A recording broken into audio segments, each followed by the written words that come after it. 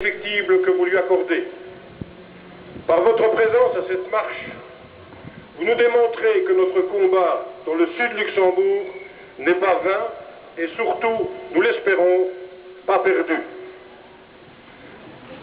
Chers collègues militaires, chères familles, chers amis, 2000 fois merci. La Grande Muette ne l'a pas été cet après-midi. Aujourd'hui, nous voulons faire entendre notre cri. Et ce cri est un cri de désespoir. Beste collega's militairen, beste familie en vrienden, 2000 maal bedankt. La Grande Muette was het niet deze namiddag te Haarlem. Vandaag willen we ons laten horen. Want onze kret is een kret van wanhoop. Votre présence massive aujourd'hui, ainsi que le soutien de la population arlonnaise et bastognarde, prouve notre attachement et surtout notre parfaite intégration aux deux villes qui nous accueillent et nous hébergent depuis si longtemps. Toutes ces années d'amitié ne peuvent disparaître d'un coup de baguette, non pas magique, mais économique et politique. Le Sud-Luxembourg va payer un lourd tribut à la restructuration.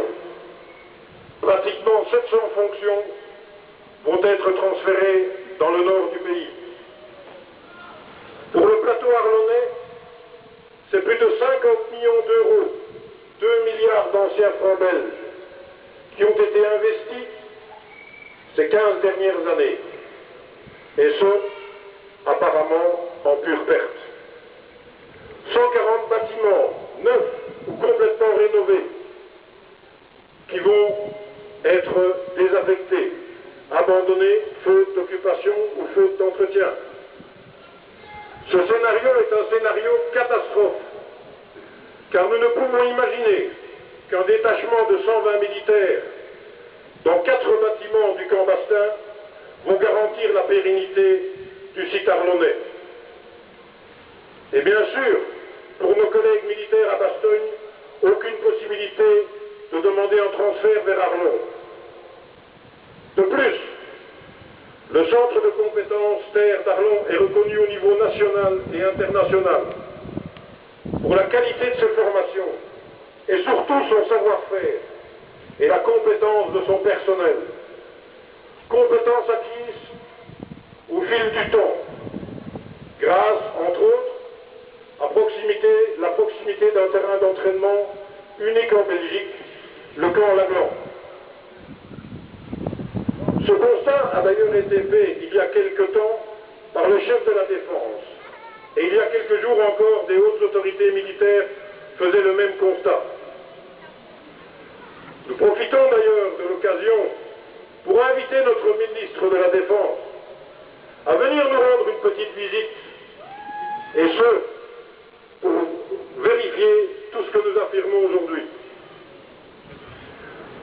Pour citer notre ministre de la Défense, lors d'un débat télévisé, les militaires ne sont pas là pour faire vivre l'économie provinciale et communale.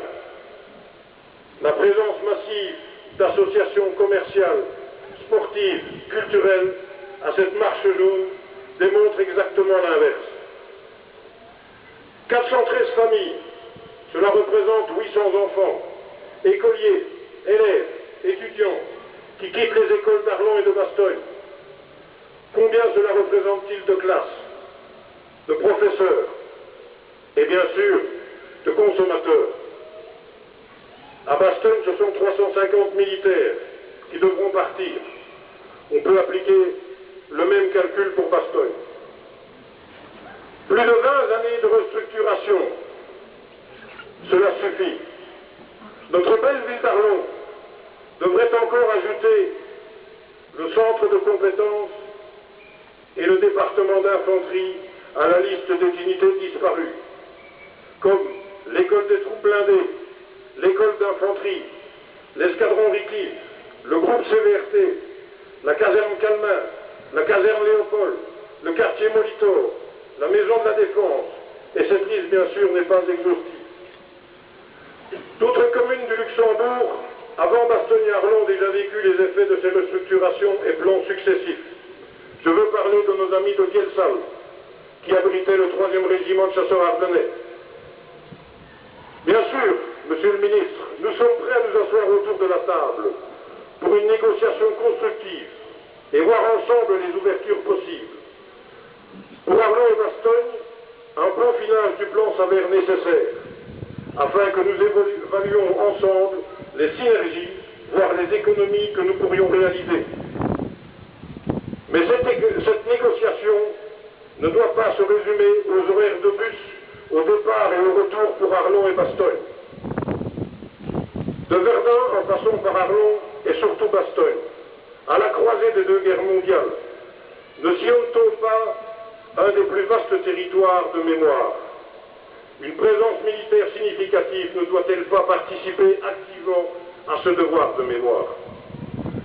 Comment les jeunes générations, venues en nombre cet après-midi, et que nous remercions du fond du cœur, pourront-elles faire le choix d'un métier pratiquement absent dans notre région?